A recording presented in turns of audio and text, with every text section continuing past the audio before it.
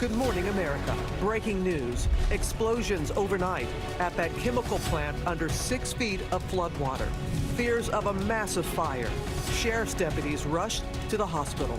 And as Harvey finally moves out, the magnitude of the devastation now becoming clear. Entire neighborhoods completely submerged. The floodwaters threatening more homes. As many as 100,000 destroyed. Victims still trapped. We're coming right back, yep. A citizen armada comes to the rescue. They came banging on the front door and rescued us. More than 30,000 people living in shelters right now. I've got the heart of a hero. And only right here this morning, we are kicking off our unprecedented day of giving, banding together across the country to help all those affected by Hurricane Harvey. So much loss. I'm just coming back and gathering what I can. So much to rebuild. The day of giving starts right now. This is a special edition of GMA, Day of Giving. Good morning, America, and welcome to our Day of Giving. Harvey is finally moving out of Texas. The damage left behind just devastating. These helicopter shots show the conditions around Port Arthur and Beaumont, Texas right now. As you can imagine, the road to recovery is going to be a long one. Yes, indeed. And here's what we know this morning. At least 31 deaths. The Red Cross says it is caring for 32,000 displaced people, 49,000 homes reported to be damaged, but we know that number is believed to be much, much higher. This could end up being the costliest storm in U.S. history, more than $100 billion. And we are devoting this morning to the fundraising effort, all part of Disney's Day of Giving. You can support the Red Cross by phone, text, or online. Text Harvey to 90999. Go to redcross.org/ABC or call 1-855-999-GIVE. As you can imagine, we have team coverage across Texas and Louisiana this morning. We're going to begin with that breaking news: explosions at a flooded chemical plant in Crosby, Texas. And Clayton Sandell is there for us this morning. Good morning, Clayton. Hey, good morning, Robin. Just in the last 2 hours, there have been at least 2 explosions at the Arkema chemical plant about 5 miles up the road, and it is now on fire. The Sheriff's Department tells us that 1 deputy was transported to a hospital after inhaling what they're calling non-toxic fumes. 9 others drove themselves to the hospital to get checked out. Now, this is something the plant's owners predicted would happen because the volatile chemicals that they use here to make plastics, things like foam cups and pipes, have to be kept cold, and that is the problem. Harvey's floods knocked out all electricity and 2 sources of backup power. Now, I want to show you some video here. Overnight, the company released this clip that shows what happens to this type of chemical when it starts to get warm. Basically, it spontaneously combusts. And so that is why everyone living here within a 1.5-mile radius has been evacuated. Others have been told to shelter in place for now. We are about 20 miles northeast of downtown Houston. Later this morning, the company is expected to have a press conference and hopefully answer some big questions about the impact here. Robin? There are some big questions that need to be answered. Yeah, thank goodness they got the people out of there. We're running to Gio Benitez right now. He's in Orange, Texas, with the latest on the flooding and the conditions at those evacuation centers. Good morning, Gio. George, good morning to you. Even at this early hour, rescuers are still coming in here with boats trying to get people out of that flood zone. But now in Beaumont, there's a new concern. The water supply has been knocked out. People can be without water for days. In southeast Texas, widespread flooding inundating thousands near and along the coast. A local judge issuing an urgent warning, quote, "Get out or die." The image is frightening. Inside this nursing home, beds surrounded by that murky water. Residents in wheelchairs hoisted onto boats. Patients in critical condition choppered out. People at emotional breaking points. I wade through the water and somebody gave me a ride on the boat down here. It just breaks my heart. Some seeking shelter in the now flooded Civic Center. We inside the Civic Center. They got people all in the bleachers. They got mattresses on top of the chairs, people on top of tables. Water is coming in from every angle. Others stranded inside this bowling alley. We need everybody to come here and pick people up and bring them to a better place. Thank you. Port Arthur's Mayor Derek Freeman reassuring his city's people even after his own home was flooded with 4 feet of water. I know one thing, though, it's not going to defeat us. If you call 911 and we haven't gotten there yet, we are on the way. Here in the city of Orange, Texas, families left with nothing. How are you feeling right now that you... Scared. Oh. Don't know which way to go, what to do, losing everything. No clothes, no nothing. It's this, but I got them. That's it. Thousands relying on the generosity of strangers, a citizens' armada, a fleet of civilians on boats jumping in to help out. So this is what we're seeing. Private boats, people with private boats are coming out here, and they are getting these people out of those homes, out of that flood. A group calling themselves the Rescue Rangers, coming from as far away as Oregon with their personal vessels. In the midst of it all I could think about is just the unity, to know that it didn't matter what race, religion we all come together in unity to make sure these people are saved. And as for that water supply in Beaumont, it turns out that officials can't even start fixing it until the floodwaters recede. And Robin, they just have no idea how long that's going to take. That's right, Gio. Thank you. Joining us now on the phone is the mayor of Port Arthur, Texas, Derek Freeman, who we just saw is keeping spirits up in his city, even though his own home flooded with 4 feet of water. Mayor Freeman, thank you very much for joining us this morning. We saw the dramatic video that you posted. Flood water there in your own home, asking for prayers for your city. Tell us about what the situation is like this morning, Mayor. Well, it's getting better. The 2 nights ago, we had a lot of water. We got about 20 inches of water in 24 hours, and it devastated our city. There's some parts that has receded, has gone down, but we still have people in 3-4 foot water in some homes. So we still have active efforts out getting people out of their homes. We have first responders and emergency personnel all around the city, making sure we're taking care of the public safety. Any idea how many people could be still stranded at this morning? No, ma'am, but one thing that is awesome, we have a group of about 100 folks coming in from Louisiana. They just got here at 5 this morning, and they'll be going home to home, knocking on doors, doing welfare checks. So, as we're doing some of the other things, they'll be doing the door-to-door, and we're so grateful to make sure we get to every citizen and make contact. Yes, sir. Everybody is just doing the part, doing whatever they possibly can. We saw the video in the nursing home, and our heart just went out. How are the folks there doing? They're well. It was something that we weren't prepared for, and we didn't know we would have to get them out of there while we were rescuing people out of 4 foot of water. But again, we were able to adjust, and we're so thankful for the Cajun Navy and the citizen help and the volunteers. It was so awesome to see everybody come together as one as a community. And what is your biggest concern at this very moment?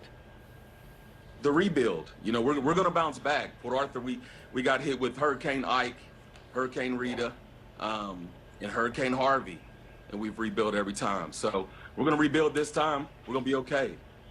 And the way that you keep your spirit up, and for your residents there, where does that spirit come from, Mayor? God is good. All the time. God is good. All the time. So we're just making sure we stay grounded and do what we have to do to meet all the needs of our citizens right now. And I think we've done a great job. Our first responders, between the volunteers, the community leaders, we've had business leaders step up, donating waters, food, any blankets, Walmart, Catholic. It's just been an awesome experience to be part of a team of people that know that they're willing to give back. We're all a firm believer you can't get a blessing until you're a blessing to somebody else. So they got a lot of people that need a blessing right now. Well, you said for us to pray, and the prayers are continuing. Mayor Freeman, thank you very much. All the best to you and your residents going forward. Everybody there. Thank you. Thank you. Y'all have a great day. Okay. Some encouraging words there from the mayor, but we also heard him say that there are many victims still stranded. We want to go to our senior meteorologist, Rob Marciano. He went above Beaumont, Texas, with U.S. Customs and Border Protection in a Black Hawk helicopter to see some rescues firsthand. Good morning, Rob.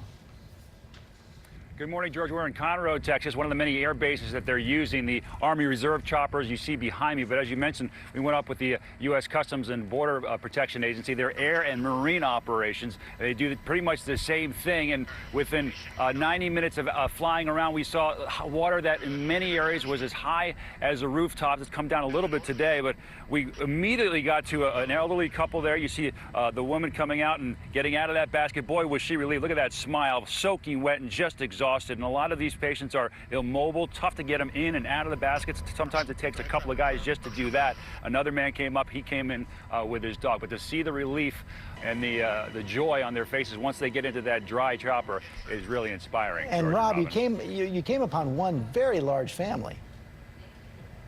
We did. So we also got to a place where there was some high ground. There wasn't much of it, but there was an area of high ground, and there were dozens of people kind of flocking to get to that higher dry ground. And we had 13 people pile into this chopper, a lot of them kids, and they had a mixture of joy from the kids, excitement for the kids, and a little bit of fear because, from some of them as well. But the guys were cheesing to the cameras, and you can see the ladies there kind of just that exulting relief of finally being rescued, and we got them to safety as well. That was an amazing experience. And Rob, I know everyone's been going around the clock. Do you have a sense of how many rescues there have been in total? You know, George, it's tough to quantify because the way they count them, at least in the airlift business, is if you pick one person up in a hoist basket, that's one rescue. But if 13 people pile in and you lift them from dry land, that's also one rescue. So, and they're all different agencies that are working together, and they'll radio back to base how many people they have on board. But in the end, these guys are just way too busy doing it, out there saving lives. I suppose a good guesstimate will be tens of thousands of people have been rescued in this operation, which will be ongoing again today. More to come. Okay, Rob Marciano, thanks very much. Absolutely incredible every time you see the video. And while the heavy rain might be over for Texas, there are still vulnerable areas that could turn into dangerous flooding conditions. So let's go to our chief meteorologist, Ginger Z, has the latest on all that. Ginger? Oh, that's right, Robin. What's left of Harvey still dropping heavy rain in parts of Louisiana, even southeastern Arkansas. So this thing is going to move north and east, and the flash flood threat actually takes its way all the way into southern Ohio, just south of Cincinnati. So Louisville, Lexington, Nashville, and Memphis in the next 48 hours up to 8 inches. But remember, even though the rain has stopped in Houston for now, you still have rivers that are going to rise. So we're still going to see flood threats all the way through this weekend, in some places for weeks. Watch as that river expands there. This is the Brazos River. The town of Richmond, Thompsons, Angleton, Lake Jackson, all communities that we could see flood even more as we go through this, because they're expected to crest actually at 56. They just updated this. This water is moving so fast, 100,000 cubic feet per second. And George, the runoff already in the Gulf of Mexico. Okay, Ginger, thanks. And already 30,000 people have taken to Houston shelters. 10,000 National Guard troops will be deployed to the region from across the country, joining the 14,000 already there. ABC's chief national correspondent Tom Yamas on the scene. He's been there since Sunday. Good morning, Tom.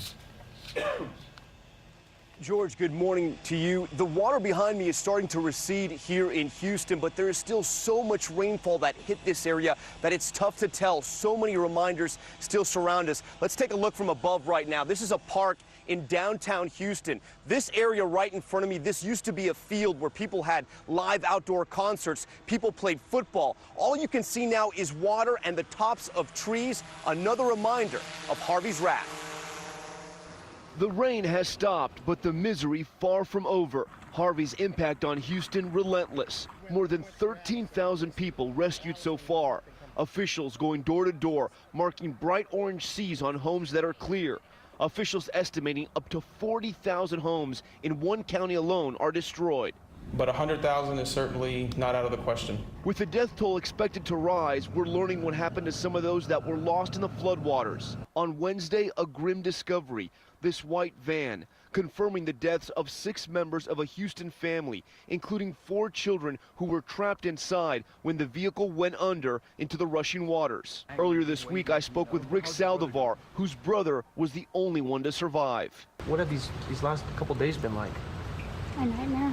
Yeah.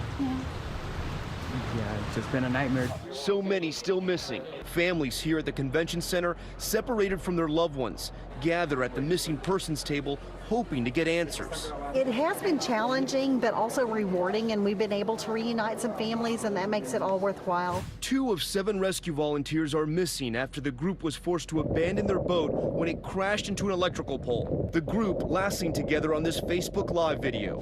For others, some relief. We spoke to Faye McDaniel on Wednesday. She told us her family had no idea that she was rescued and that she's been ushered from shelter to shelter. What was the message you want to give them if they're watching this? Well, that I'm okay. I'm just ready to go home.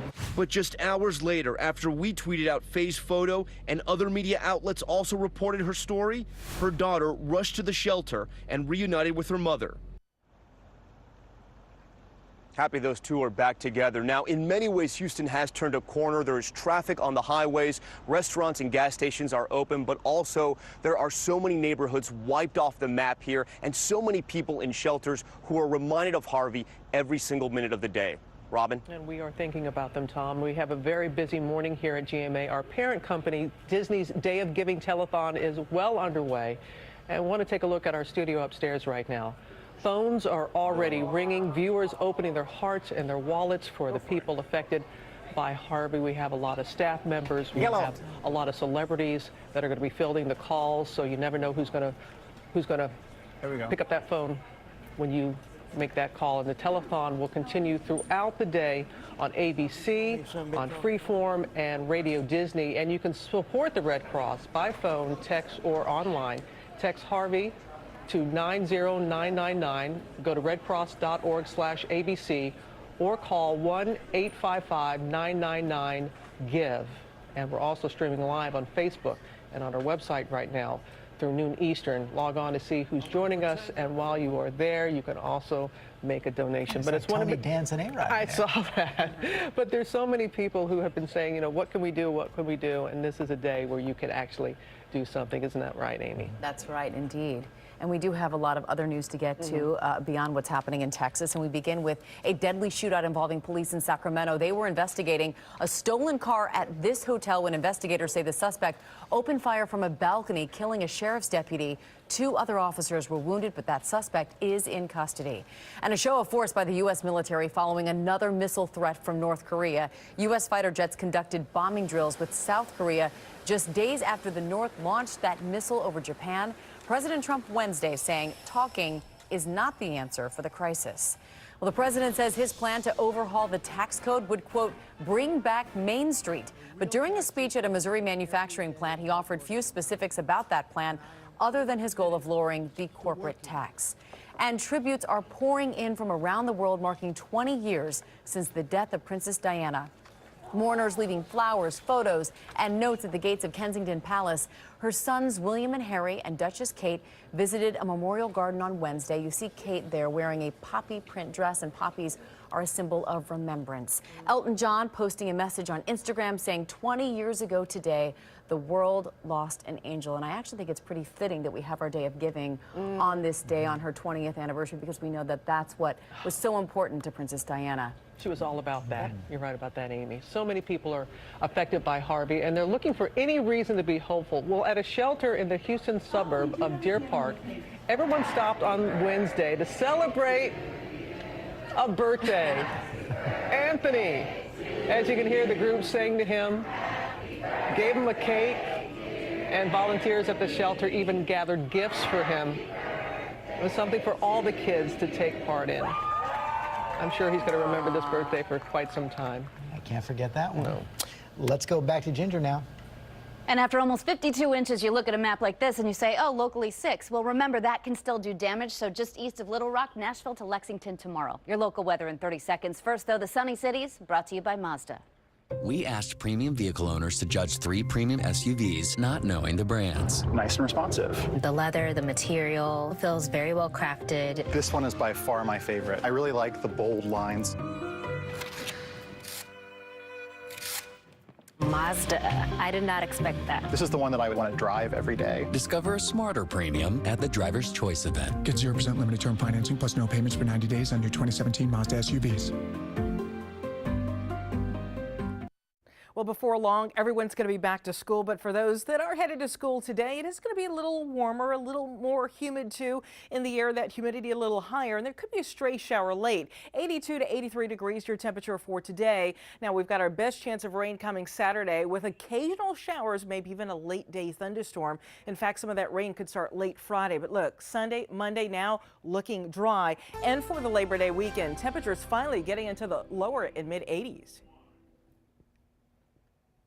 This Day of Giving so important because I can't stress enough, the flooding not done. We'll still see flooding this weekend in Houston. And so many people are concerned about what's in that water, the trillions of gallons of water that's been dumped in Texas and Louisiana. The dangers revealed ahead.